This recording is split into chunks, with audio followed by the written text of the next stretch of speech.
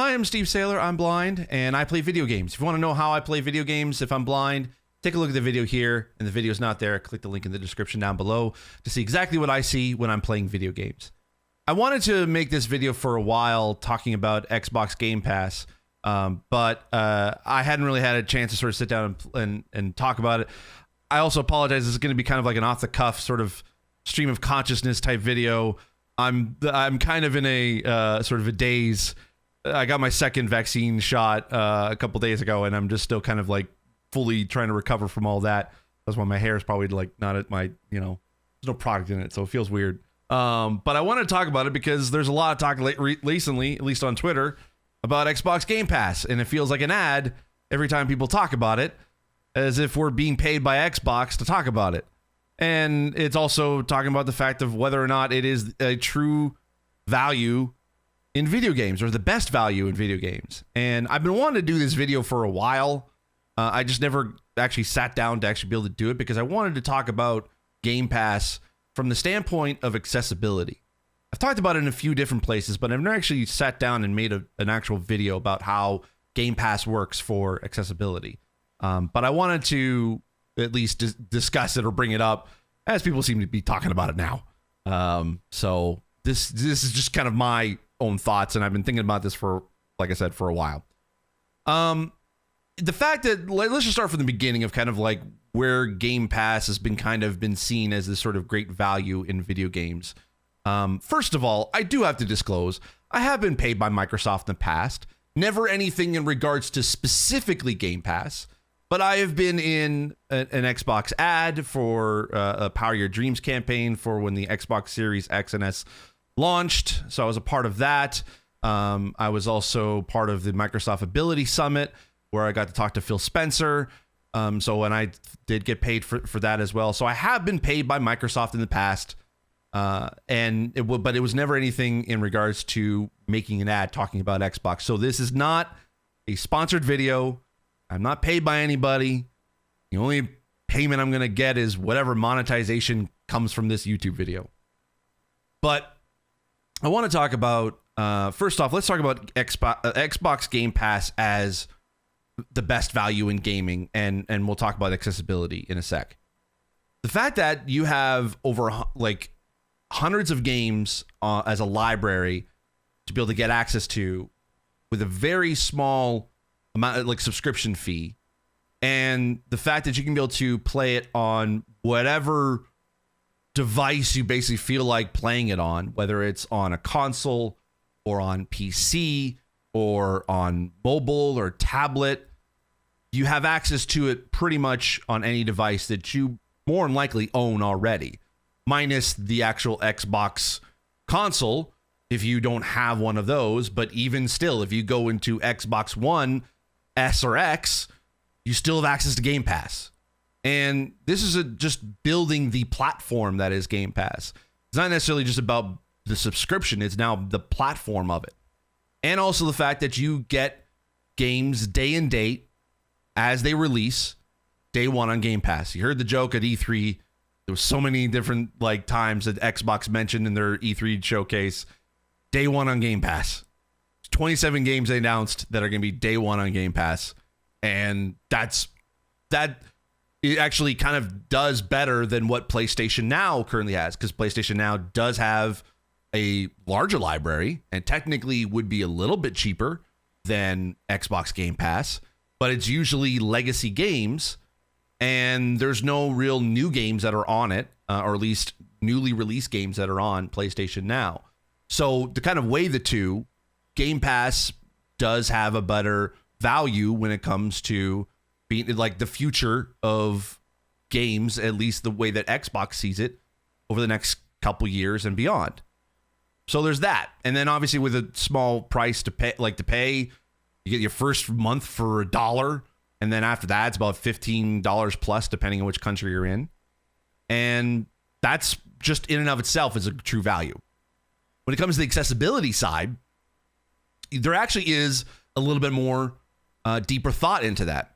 So I've mentioned before, I'm not sure whether I mentioned in a video here on my YouTube channel, but I did mention before in other sort of articles and podcasts and stuff that there is a little bit of a disability tax when it comes to buying video games. Right now, we're at a point where we're still trying to be able to get as much information before a game releases that like about accessibility. We're still kind of not at that point where we're able to see and know what accessibility is going to be in a game before it comes out. The average time as to like right now as to when games sort of put information out is still within that less than 7 days before release, if at all. Sometimes it's not even until afterwards. And there are sites that try to be able to get that information before a game comes out, but it's still a struggle to find that info. So when we hear about the reviews and the previews and people talking about the game early before it comes out and giving their thoughts on it, we're still also not getting any accessibility information from them. That's a whole other issue that kind of I would love to be able to see changed in the industry, is having accessibility part reviews, but that's still a long ways coming. So with that being said, as it currently stands,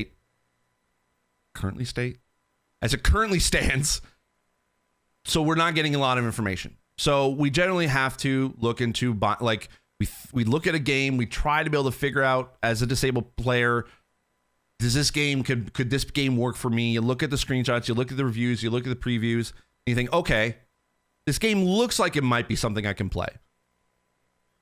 So you go to a store, or you go to the store on the console and you buy it, and it's $60, $70 plus, depending on, again, which country you're in and which game you're buying. And you download it, you play it, and you find out, oh, great, within the first hour or two, you can't play it. That's a lot of money wasted, because whether you if you buy it digitally, the the refund policy is still very outdated. In a lot of cases on Sony and on Nintendo, they will not offer refunds if you've started the download of the game. So you can't even play it first before you actually buy it. Steam is a little bit different. Epic is a little bit different. On PC, it's a little bit different in that sort of sense. But of the big three, Xbox, PlayStation, and Nintendo, Xbox is the only one that's really the most lenient, because it's usually on a case-by-case basis. They don't have a specific refund for accessibility, like accessibility category for refunds, but they do evaluate their refunds on a case-by-case basis. Whereas Sony and Nintendo pretty much are like, as soon as you download the game, you're not eligible for a refund. So if you buy it digitally, that's a lot of money lost. If you buy it from a store, you might be able to return it and get some money back. You probably won't be able to get it fully because you've already opened up the packaging, and they can't determine whether or not you've already downloaded it. You're just returning it and whatever. So usually you can get some money back, but not all. And even now with the pandemic, who's really able to go to a store anymore to be able to return it, or trade it in? So essentially, you're kind of at a loss. So essentially, we're losing money anytime we want to be able to play a game, and we don't know the accessibility until we try it a little bit of ways in. Now, when you add in the idea of Game Pass, for a small fee per month, you can be able to jump into a large library of games, new games that come out exclusive to Xbox day one on Game Pass. A disabled player can be able to see that, okay, if there may not be any accessibility information beforehand, it's not super great, we still want to change that, but okay, we're just going that as the base point. But they still want to be, a player wants to be able to try it. They download it from Game Pass, they try it out, and if they find out in the same first 1 hour or two that they can't play it, the beauty of Game Pass is you can delete it and download another game. There's no real money lost, because even if you pay for Game Pass at the full price for an entire year, if you play 3 games from Game Pass within that year, the service is paid for itself. If you're able to find 3 games you can be able to play on Game Pass out of the hundreds that are there, and you can play it and you enjoy it, you've pretty much already paid for it yourself. So the disability tax really kind of goes away when you when you try a game out on Game Pass. And the fact that they have new games day and date, that means that the risk of having to buy a game at full price and trying it out and seeing if it works for you and wasting money is kind of gone. Now, granted, there is another side of it that there are still a lot of games on Game Pass that are currently not accessible, especially some of the older legacy titles going back as far as Xbox and Xbox 360, when accessibility wasn't really talked about, even go as far back as even Xbox One. Accessibility is still relatively new, that there is probably a large majority of games that don't have accessibility options in them. But there are some that are in there that can surprise you. Case in point, I just finished the first Dishonored game. Like literally just before I turn on the record this video, I just finished the first game. It does not have the best amount of accessibility that we normally would see in modern games that have an accessibility like mindset built in or a gameplay built in. But it was enough for me to be able to enjoy the game, to be able to play the game and actually have fun with it and be able to roll credits. And that's something that I would not have been able to have if it wasn't for Game Pass. So we still have a lot to be able to kind of make the Game Pass library accessible. And I have a really good idea that will be something that'll happen in the future, because there is a lot of accessibility being built in to Xbox's culture within internally, whether from corporate all the way down to the studios, that is being filled by different positions along the way to be able to make sure that a lot of their games are going to be accessible in the future. They have a lot of teams in place, and they have a lot of champions for accessibility within Microsoft and within Xbox, that I fully believe that out of the 23 exclusive Xbox first-party studios, that there will be more games coming out from Xbox that will have a focus or at least a decent amount of accessibility built in. And that's something that is going to make Game Pass for accessibility a much better value than what it currently is. Yes, it is still at a great value, even as is right now, and even as is for accessibility. But the future potential for Game Pass as being a better value, with not even just accessibility included, like just a better value for the years that they're investing into this as a platform, as a service, and the fact that there's going to be more games coming out that are going to be exclusive to day one. Like there's already the things I mentioned before are going to be things that are going to be, we're going to be looking at the future down the road of being like, yes, Xbox definitely paved the way for this Game Pass being the best value in gaming. But then also along the side of that, there's going to be a lot more accessibility being brought into Game Pass, and makes Xbox a platform that I am very much interested in. I love Sony. I love Nintendo. I love Xbox. I love all three. But where I see the future of accessibility going, right now, we don't know what Sony and Nintendo's accessibility plans are. We see a bit of it from Sony in their first-party PlayStation studios, but it really is still on a studio by studio basis. We have Insomniac being a studio that really cares about accessibility, and we have obviously Naughty Dog being a studio that cares about accessibility. But we don't know anywhere else within Sony. We know that there are definitely some people in place that are trying to be able to push for more accessibility internally, but we don't know what their structure is like. We don't know how many champions they have within Sony to make accessibility a priority.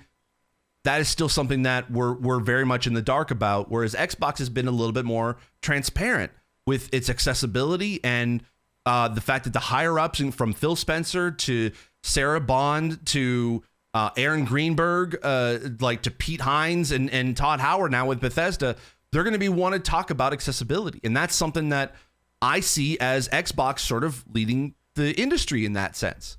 So, and the fact that they're focused in on Game Pass, and they're also focused in on accessibility, the two of which that are going to combine together, is not an accident. And it's not going to be like, oh, it's just great, now we have this accessibility aspect to it. No, it's going to be part and parcel with Game Pass and what everything that Xbox is doing. Accessibility is going to be very much included in that. So I'll forgive this long rant. I apologize. This is just kind of my thoughts on this. And I hope you like this. you have any questions, please feel free to leave in the comments down below. I'll try to answer when I can, because I'm still, again, I'm just very much I'm still very much recovering from the vaccine, but I'm fully vaccinated. Yay. Anyway, thank you so much for watching. If you like this video, click the thumbs up.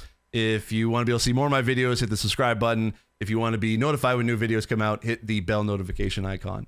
Again, thank you for watching. I'll see you in the next video. And as always, I remain obediently yours. Bye.